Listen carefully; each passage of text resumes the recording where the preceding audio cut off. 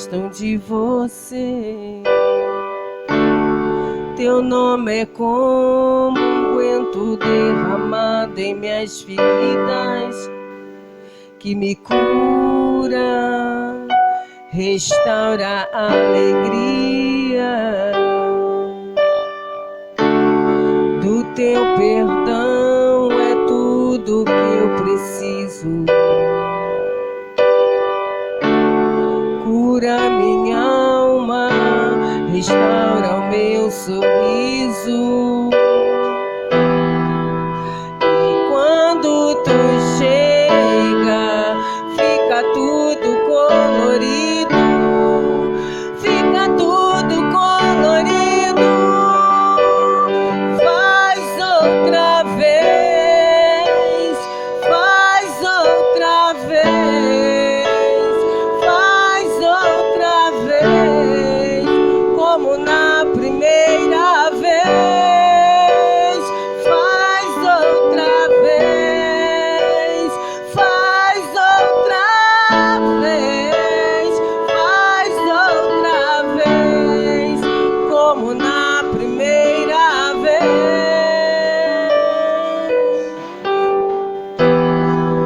Surpreenda-me de novo, Rei dos Reis, como na primeira vez, como na primeira vez.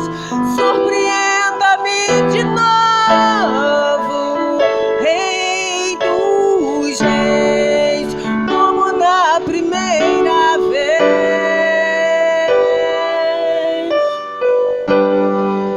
Surpreenda-me de novo, Rei dos Reis, como na primeira vez.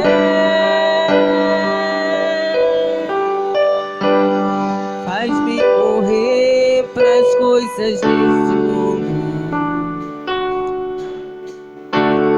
faz-me morrer das coisas que me afastam de você. Teu nome é como unguento derramado em minhas feridas, que me cura, restaura a alegria do teu perdão. É tudo que eu preciso. Cura minha alma, restaura o meu sorriso. E quando tu chega, fica tudo colorido, fica tudo colorido. Faz outra vez, faz outra vez, faz outra vez, como na primeira vez. Faz outra vez, faz outra vez, faz outra vez, como na primeira vez.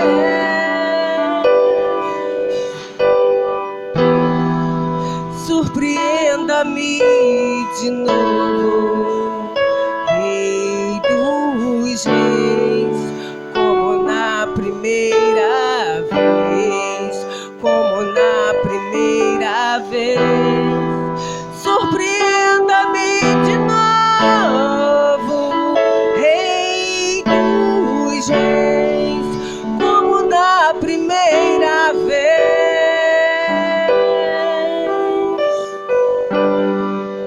Surpreenda-me de novo, Rei dos Reis, como na primeira vez.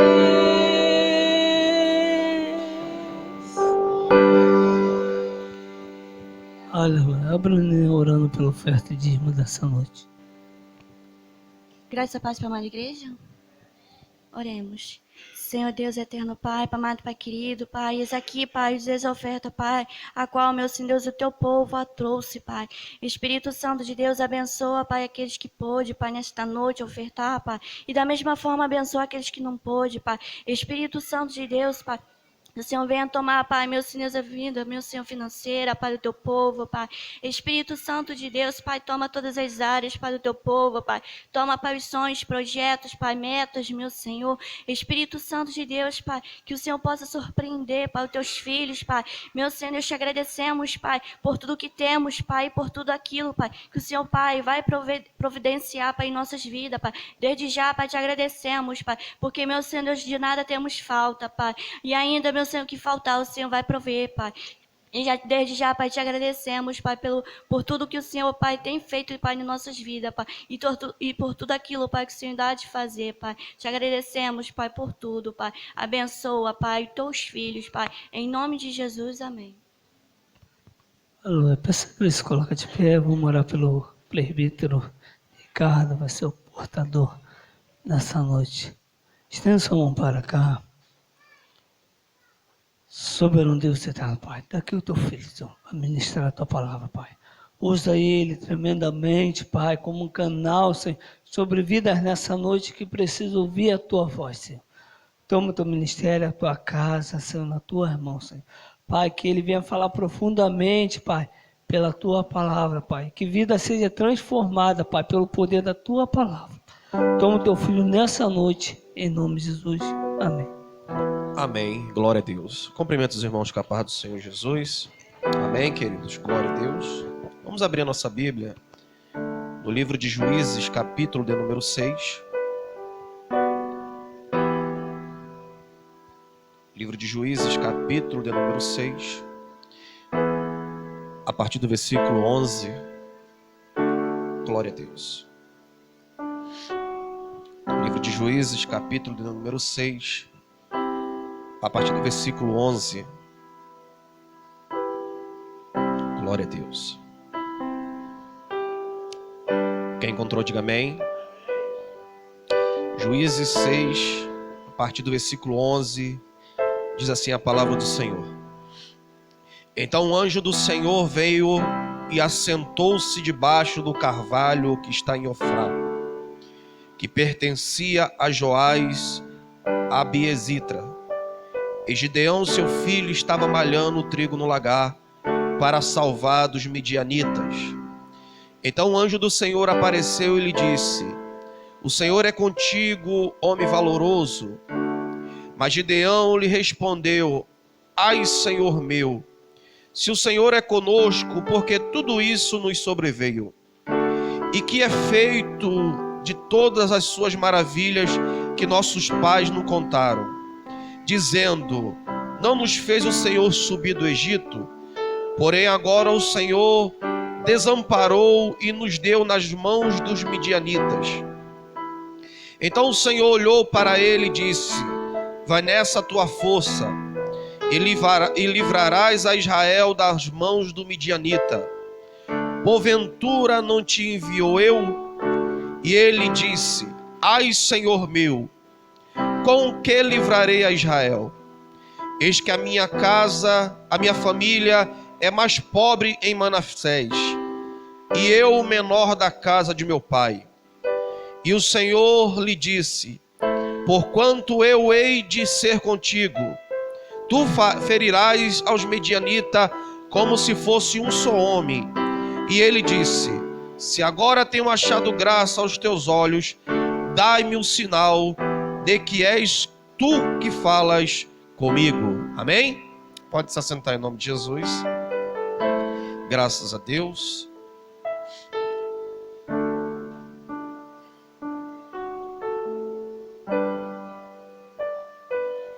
Queridos, o texto que nós acabamos de ler vai contar um momento em que o povo de Israel estavam já vivendo dentro das terras que Deus havia prometido desde Moisés, que faria com que o povo retornasse. Todos nós sabemos que essas terras foi promessa que Deus ele fez para Abraão, Isaque e Jacó. E os filhos de Israel estavam durante 430 anos dentro do Egito. Deus tira eles de lá através de Moisés. Moisés não vai até a terra prometida, não chega até lá, mas Deus, ele faz uma promessa através de Josué, dizendo: olha, você irá levar este povo para dentro das terras das promessas. E Deus cumpre essa promessa. Só que o texto vai dizer que quando Josué ele morre, o povo de Israel estava sem nenhum líder. E por causa do povo não ter nenhuma liderança, o povo já vivendo dentro das terras que Deus havia prometido, este povo agora começa a idolatrar os deuses que viviam no período em que eles estavam dentro das terras prometidas. Eles começaram a deixar que os povos vizinhos que eram idólatras adentrasse dentro das cidades prometidas por Deus e que começasse a fazer culto para Deus e culto também para os deuses pagãos. E Deus deixou bem claro: a mim é a glória e eu não dou a outro. Não colocarás outro Deus no meio de vocês, porque eu sou o Senhor vosso Deus, que vos tirou da terra da escravidão. E é interessante que quando esse povo começa a adorar outros deuses, a Bíblia vai dizer que Deus ele permite que se levante um povo contra Israel. E vai fazer com que Israel comece agora a sofrer perseguição por este povo. E o povo, para que o povo viesse a lembrar quem era o Deus que havia os tirado da escravidão. E quando o povo começa a sofrer na mão dos seus inimigos, Deus, ele levanta um homem por nome Otoniel, que é o primeiro juiz no livro dos Juízes. Deus levanta neste livro aqui um período que é desde a morte de Josué e vai terminar no primeiro rei de Israel por nome Saul.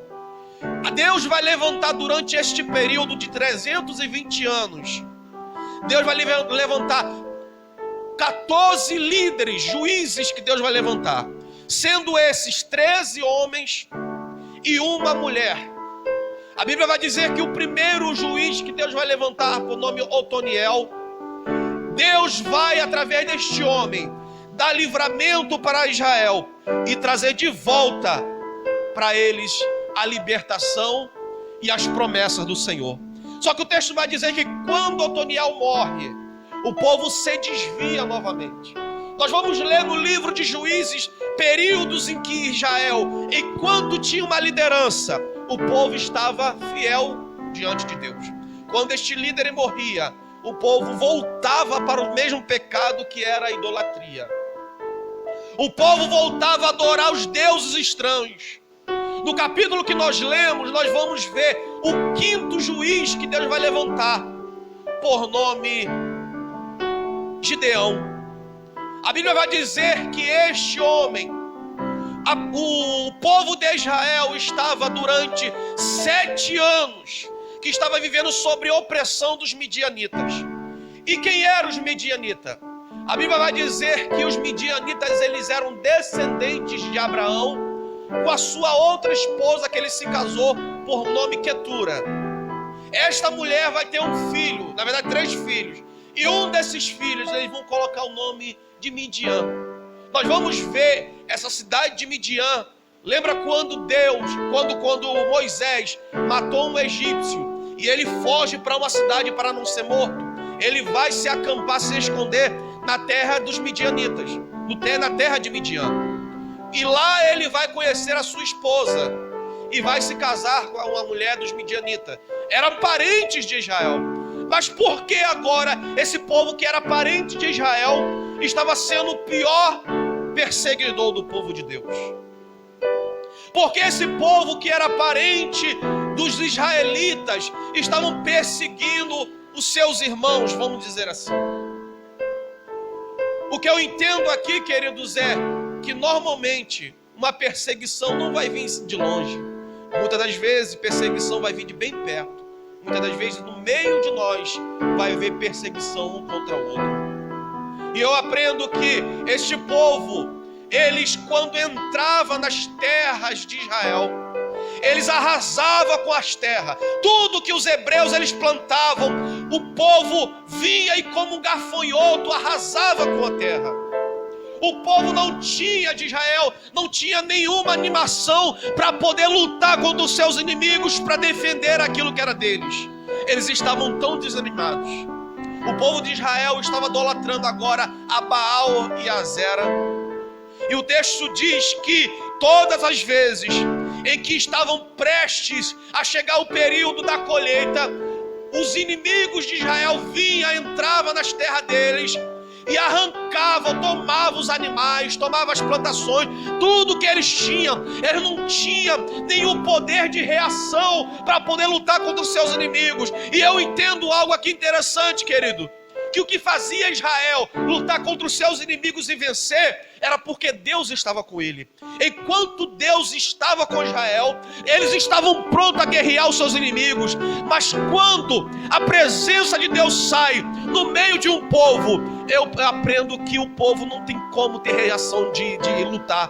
Porque o que faz a gente vencer a adversidade e a luta não é as nossas forças, mas o que faz a gente vencer é o poder de Deus que está no meio de nós. E por causa que Israel estava desviado da presença de Deus, a Bíblia diz que eles não tinham força para reagir contra os seus inimigos, e os seus inimigos arrancavam tudo que era deles. Aí Israel, não aguentando mais aquela situação, eles vão se humilhar diante do Senhor.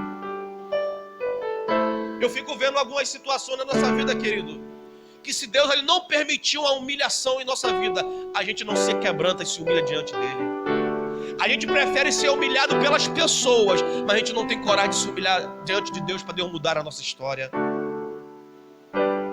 Tem pessoas que são filhos de Deus, são homens e mulheres de Deus, mas você vê que a vida dela financeira, a vida dela dentro de casa é definhada, é sofrimento, é luta. Você vê, Deus, essa pessoa é tão usada por Deus, essa pessoa é tão profeta, Deus usa ela com poder, mas ela não tem autoridade dentro da sua casa.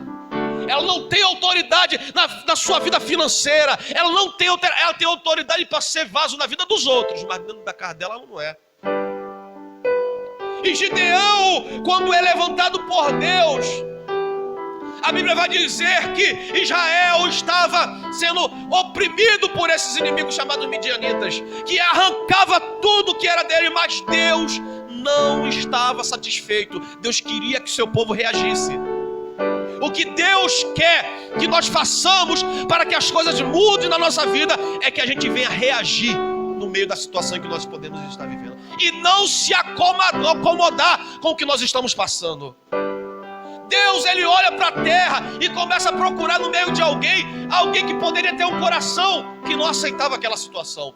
Deus encontrou debaixo de um carvalho alguém por nome Gideão. E o relato da Bíblia vai dizer que este moço, quando o anjo aparece para ele em cima do carvalho, diz: Gideão, o que é que você está fazendo aí? O Senhor é contigo, varão valoroso. É interessante que o anjo encontra Gideão numa posição de malhando trigo no lagar.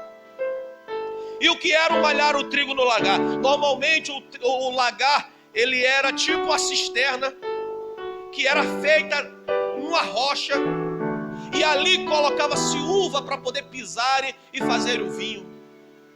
No final, no fundo daquela cisterna, dentro da rocha, havia um furo, e por ali o líquido ele corria.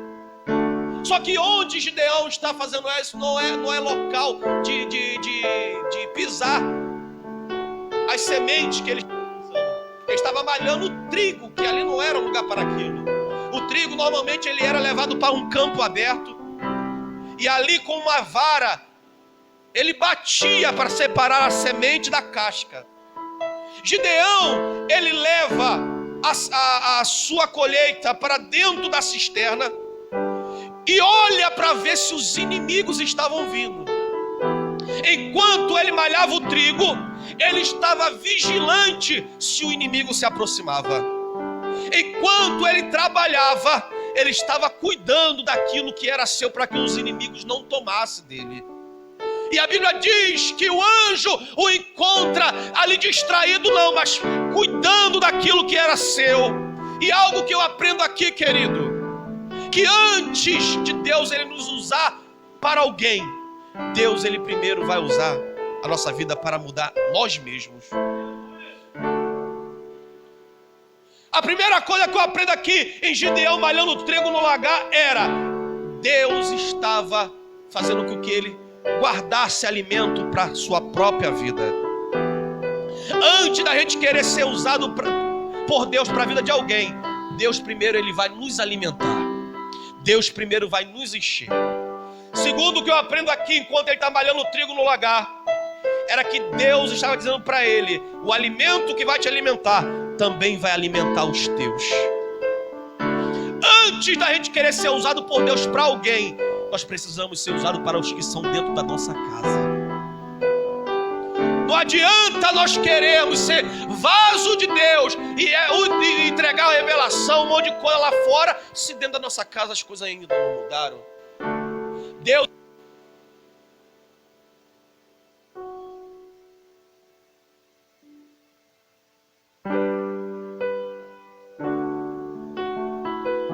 glória a Deus. Então, Deus primeiro alimenta a Gideão e diz: come, guarda o que você tem para se alimentar. Segundo, se preocupe em alimentar os teus. E terceiro, Gideão guarda aquilo para ofertar a Deus. O que eu aprendo, querido, é que quando o anjo de Deus ele aparece para Gideão, e Gideão não percebe que é um anjo de Deus, ele está tão distraído, cuidando daquilo que era dele para os inimigos, porque imagine você trabalhar debaixo de sol,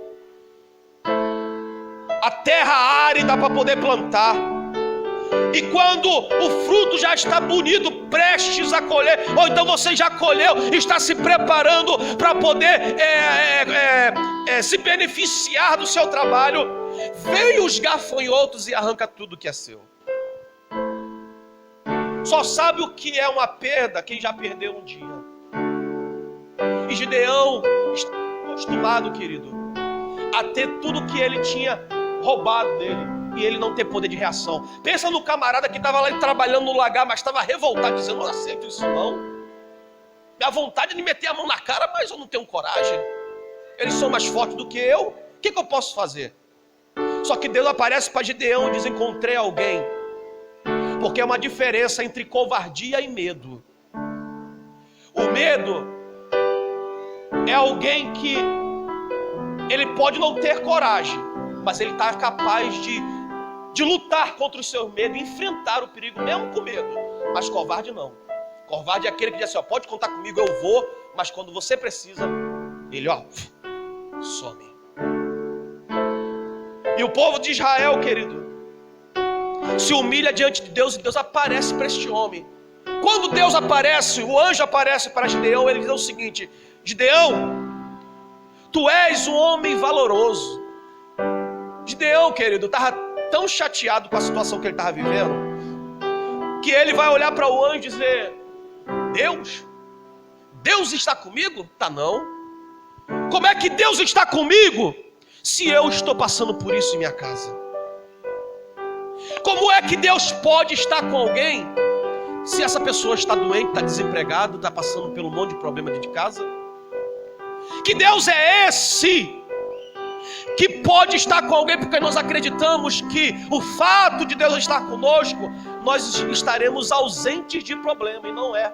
Muitas das vezes estar na posição de Deus significa estar cercado por inimigos. Está cercado por inimigos, por luta, por pessoas querendo ver a tua queda. E Gideão diz: como é que Deus pode estar conosco se os nossos inimigos vêm, entram na nossa cidade, tira tudo que é nosso? Como que Deus está conosco? Aí o anjo não repreende ele, mas diz: vai nessa tua força, porque o Senhor está contigo. Querido, tudo que Deus quer de nós é que nós tenhamos um coração que não aceita a situação como está. Você pode estar sendo pisado, você pode estar sofrendo perseguição, você pode estar passando pela luta que for, mas Deus, Ele quer que você reaja. Não aceite a situação que está. O primeiro passo para as coisas mudar é reação. A primeira coisa que Deus espera de nós é que nós tenhamos reação. Não ficamos esmorecidos e aceitamos as coisas como está. Deus encontrou no coração de Gideão o sentimento de alguém que não tinha força para mudar, mas que queria mudar. Às vezes eu e você estamos numa situação em que nós não vemos solução, mas nós não aceitamos aquilo. Pessoas que ela aceita o problema na coluna dela. É mais ou menos assim, lá vai Ricardo e lá vem o problema. Ricardo indo e o problema vindo. Aí quando o problema chega perto de mim, eu faço assim, ó. Começa a andar juntinho do problema. Tem pessoas que abraçam o problema.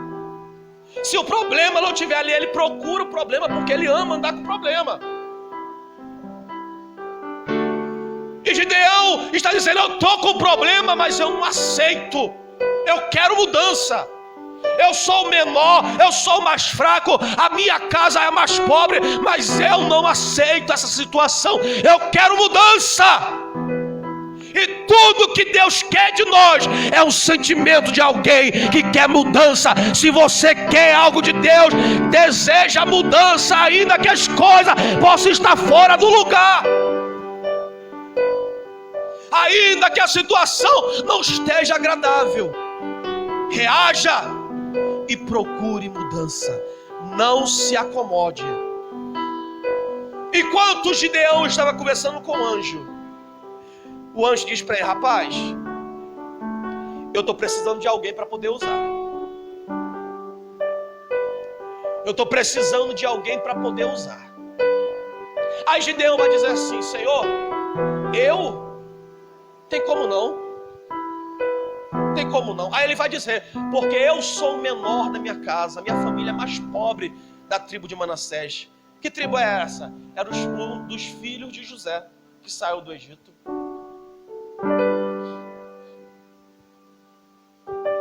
Sabe o que eu aprendo, querido, aqui? Que às vezes nós somos muito fáceis para reclamar do problema, mas quando Deus diz assim, chegou a hora de solucionar, quero te usar, a gente logo corre. Já percebeu? Ele relata para o anjo o problema, ele quer mudança. Aí quando Deus diz assim, eu quero te usar para poder mudar isso. Ele, não, Senhor, logo eu uso outro. Tem tanta gente ali para ser usado, por que eu? Se irmou comigo? Eu sou o menor, sou o mais fraco, sou o mais pobre. Ele começa a dar vários problemas que ele tinha, que a sua família é pobre, que a sua família é isso, que a sua família é aquilo. Ele começa a tentar justificar o porquê ele não pode ir. Se eu e você queremos mudança, além de reagir, além de não aceitar, nós precisamos nos colocar na brecha de alguém que pode ser usado por Deus. Querer mudança é muito bom, mas ser aquele que Deus vai usar para mudar é que é difícil. Deus, Ele está procurando não só pessoas que querem mudança, mas pessoas também que serão usadas para mudar a situação. Pessoas que serão usadas para poder ser cabeça, para entrar na guerra, para que o Senhor dê vitória para o seu povo. Alguém que se coloca na brecha.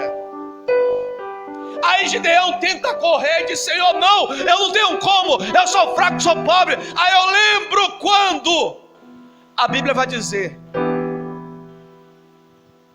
que Saulo de Tarso, perseguidor da igreja de Cristo, encontra-se com o Senhor Jesus no caminho de Damasco. E quando ele o joelho já é convertido, ele vai para a casa de Ananias, e Ananias, com medo dele, de que ele tinha a fama de mandar matar os crentes. Aí Ananias, Senhor, esse cara não pode usar ele não, como é que pode? E Deus disse, não se preocupa com isso, ele é para mim um vaso escolhido. Deus, ele não olha pela aparência. Deus escolhe eu e você do jeito que somos, com defeito, com fala, não sabe falar direito, erra a letra quando canta, fala um monte de coisa que não deve. É você que Deus quer usar. Não tenta correr não. Quando Deus disser é você que eu quero usar, bata no peito e diga: conta comigo, Senhor, me usa para fazer a tua obra.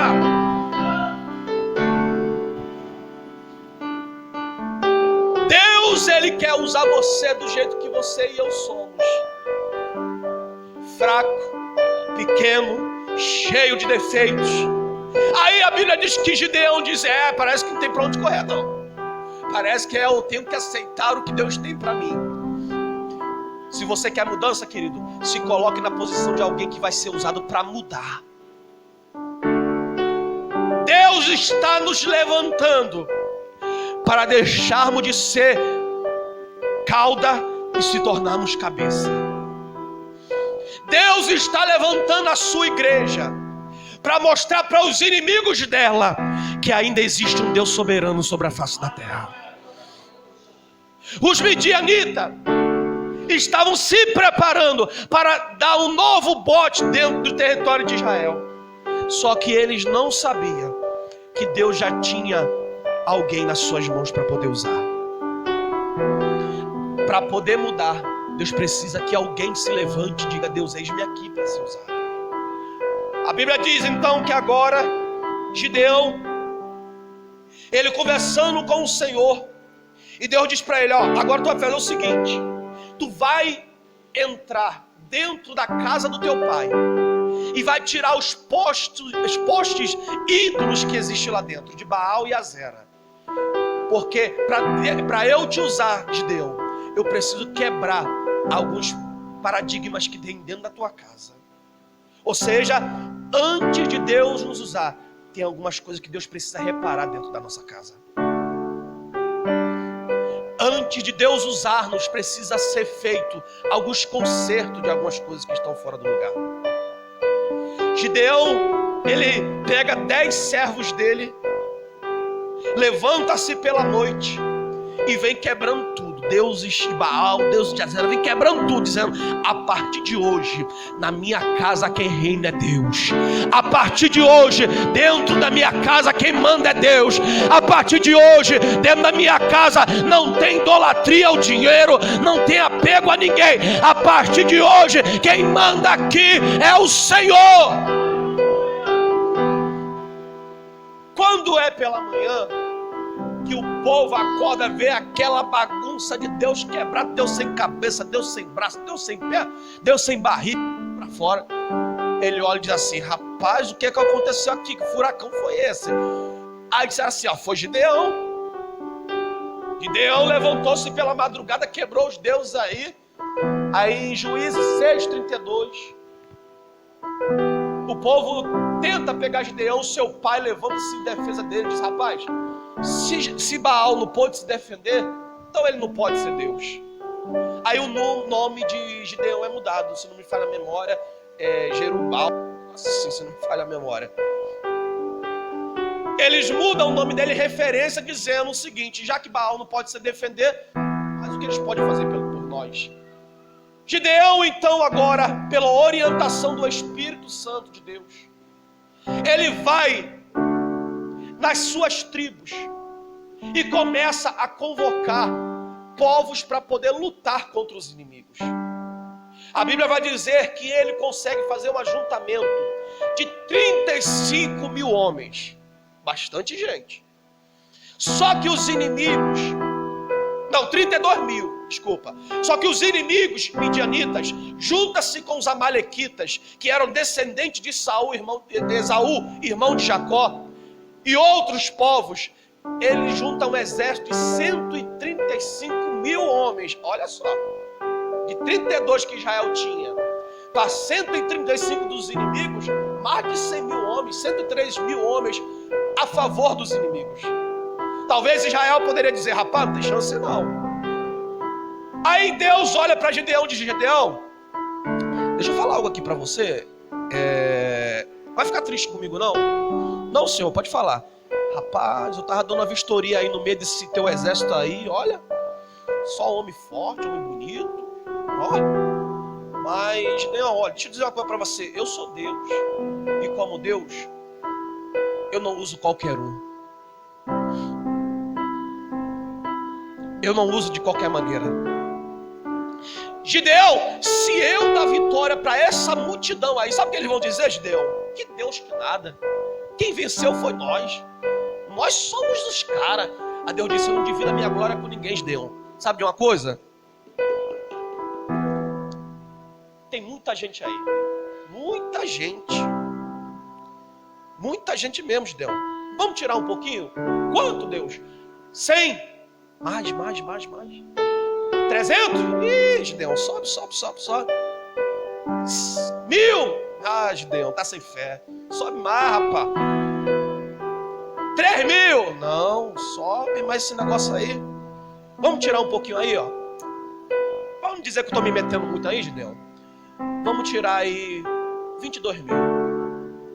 Hã? 22 mil. Mas, Senhor, o exército deles são 35 mil homens. O que a gente vai fazer com 10 mil homens? Ah, fica tranquilo, Gideão, porque ainda não acabou. Tem mais. Tem mais. A Bíblia diz que Gideão fica com 10 mil homens. Desses 10 mil homens, Deus olha e disse assim, Gideão, rapaz, tem muita gente ainda, Gideão.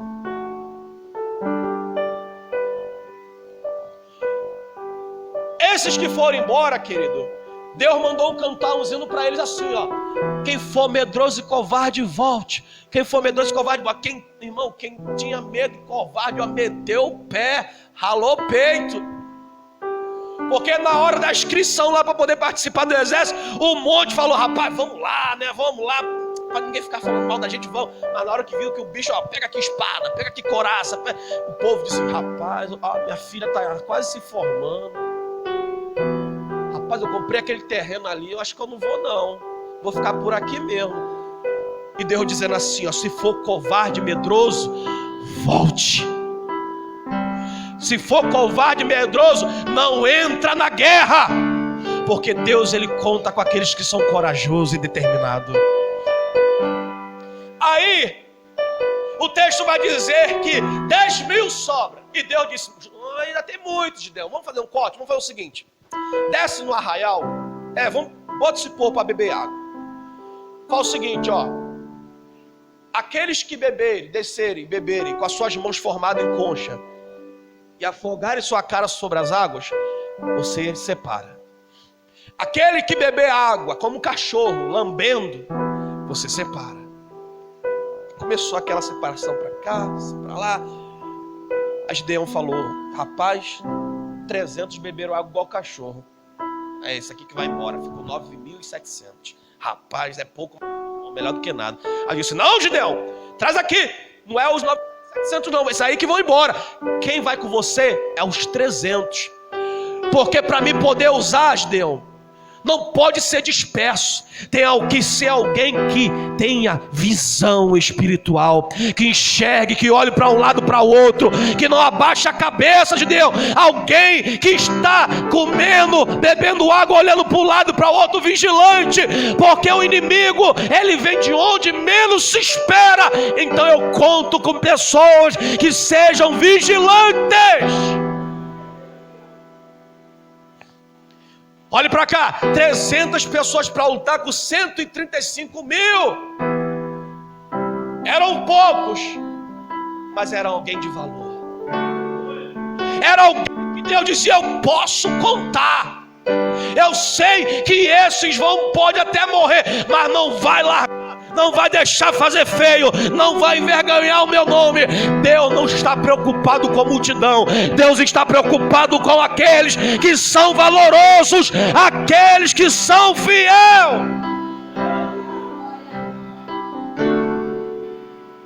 No dia que você ouvir alguém dizendo para você, Deus se preocupa com quantidade.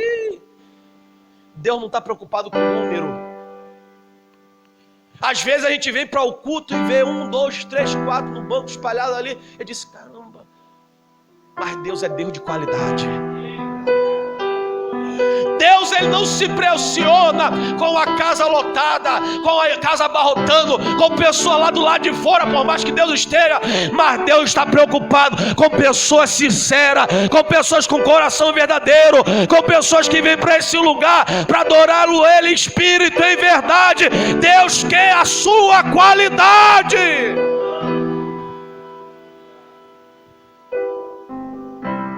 Quando nós entramos na casa de Deus, querido, eu digo muito isso para Diana, né? Se tem um lugar que a gente nunca vai ser criticado é dentro da igreja. Pregou errado ali, errou ali, cantou aquela letra, cantou errado, eu fico despreocupado. Se eu cantar aqui feio, ninguém vai me julgar, creio eu. Mas o mundo não. O mundo quer ver a sua queda e cair feio para não levantar mais. E a Bíblia diz que Gideão pega aqueles 300 homens dizendo: Senhor, tu é conosco mesmo? Tem certeza? Vai ficar chateado não se eu pedir ao Senhor uma coisa? Fala, Gideão, eu vou pedir uma prova para o Senhor. O que é, Gideão? Fala o seguinte, Senhor, durante a noite, quando descer o orvalho, aquele orvalho, né? Aquela umidade que vem durante a noite, durante o dia a gente acorda, tá tudo molhadinho.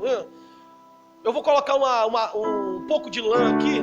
Quando for pela manhã, o Senhor fala o seguinte: ao redor da lã esteja tudo seco, mas o restante do canto esteja tudo molhado, e eu vou acreditar que o Senhor está comigo.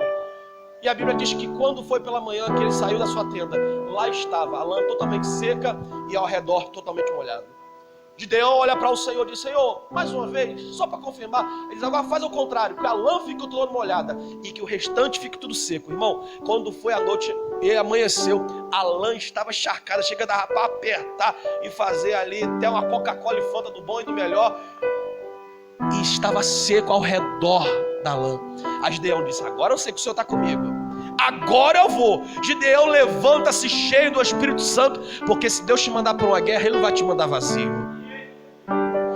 Se Deus mandar você entrar numa guerra, Ele não vai te deixar sozinho. Ele vai te garantir, Ele vai te capacitar. E Gideão, que era o menor, que era o mais fraco, que era o mais pequeno da sua família, disse: eu vou, não importa com 10, com 100, com 1000, mas eu vou porque eu sei que o Senhor está comigo. E se o Senhor está conosco, querido, não tema, que a vitória é nossa pelo sangue de Jesus. Não temas pelas notícias que bate a porta. Não tema se você liga a televisão e o noticiário conta várias histórias disso, e que vai acontecer isso, e que vai aquilo. Não atemorize o teu coração. Se você ainda acredita em Deus, confia que Ele está guardando a tua casa. Deus, Ele ainda é o protetor do seu povo. Eu e você temos que ter a plena confiança em Deus. Chegou o tempo em que nós colocarmos em prática tudo aquilo que a gente prega sobre o cristianismo. Falar que confia em Deus quando as lutas não batem na porta é fácil, mas estar dando a prova de dizer: eu sei que o meu Redentor Ele vive, é diferente. Dar glória a Deus na situação em que Gideão estava é fácil. Ou é difícil. Mas quando tudo é uma bonança é fácil. Mas se eu e você queremos ver mudança, reaja e se coloque na posição de alguém para ser usado por Deus. Gideão levanta-se com aqueles 300 homens e parte para a guerra. Eu imagino os inimigos nas campinas olhando e dizendo: 300, coitado, estou perdido. Não dá nem pro cheiro. E eu imagino Jeová olhando lá de cima, dizendo: não sabe que eu sou também chamado Senhor da guerra. O texto diz que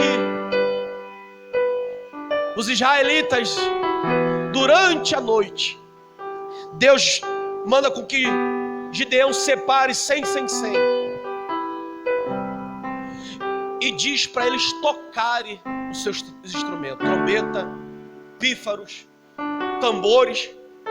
E quanto eles tocavam, os 135 mil inimigos ficaram no meio do campo de batalha assim, perdido. O que é isso? Da onde está vindo esse som? Porque ficou espalhado, sem tocando lá, sem lá, sem no outro lugar, espalhado, e eles perdidos. Da onde? Onde estão vindo os inimigos? Ficaram desesperados. Por quê? Porque Deus, Ele coloca os nossos inimigos em desespero para não vencer o povo dele.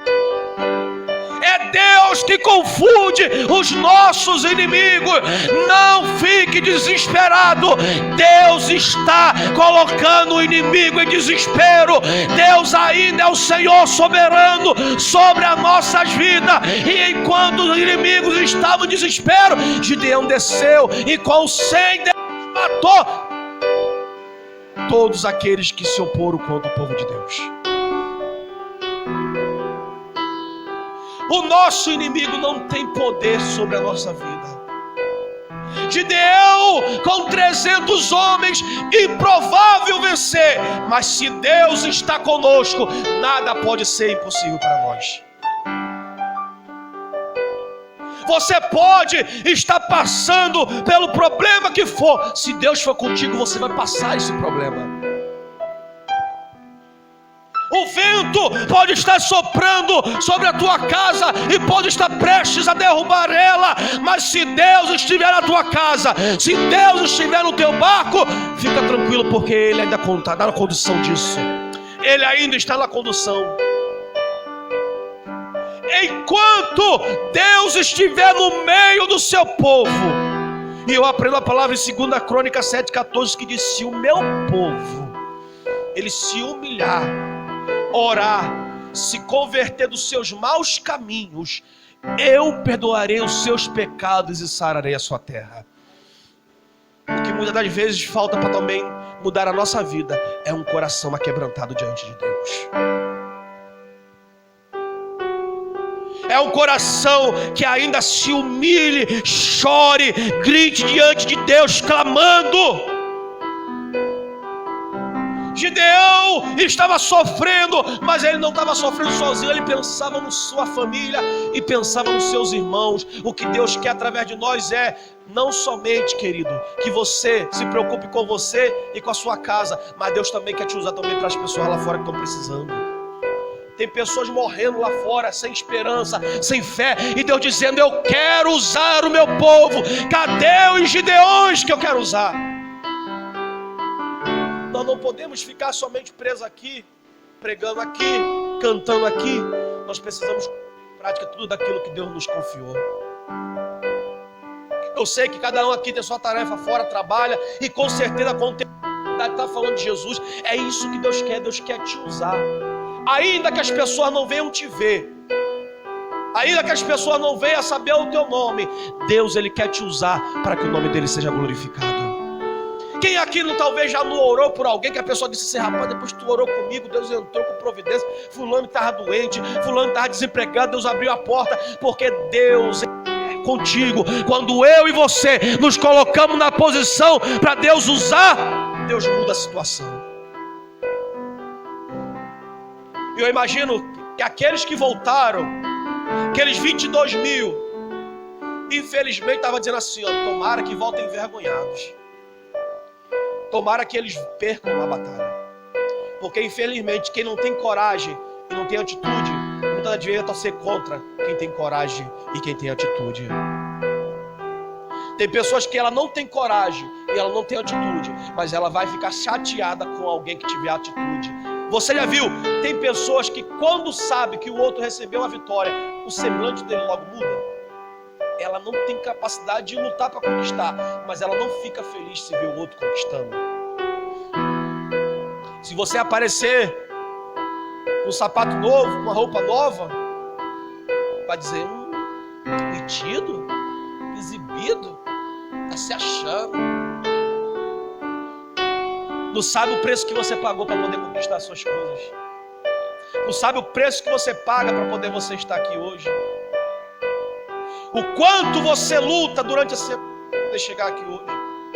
Julga-te pela tua aparência, mas Deus diz: não se preocupa, porque eu te vi debaixo do carvalho, te conheço. Eu sei a tua sinceridade, eu sei quem é você, eu sei o quanto você chora diante de mim. Não se preocupa com o que os outros acham a teu respeito, mas se preocupe com o que Deus acha a partir de você. Gideão, ele descobriu: eu não estou preocupado com o que vão achar ou falar de mim. O que importa é o que o meu Deus sabe quem eu sou. Hoje em dia, as pessoas se preocupam muito em agradar aos outros, fazer com que as pessoas se agradem dela. Mas Deus está preocupado quem é eu e você diante dele. Ainda que as pessoas não se agradem de você, será que Deus ele pode se agradar da tua vida?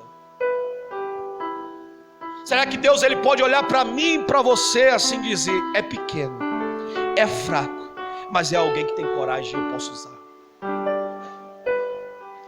Nós estamos vivendo dias aí, querido, como a pastora ela falou, dias muito difíceis. E a tendência é só piorar. E Deus, ele é aquele que tem poder de usar mais ainda o seu povo em meio a uma crise em que nós estamos passando. Este é o momento em que Deus ele quer mais usar a sua igreja. Os grandes avivamentos que o Senhor mandou sobre a terra foi debaixo de grandes perseguições, crises e guerra.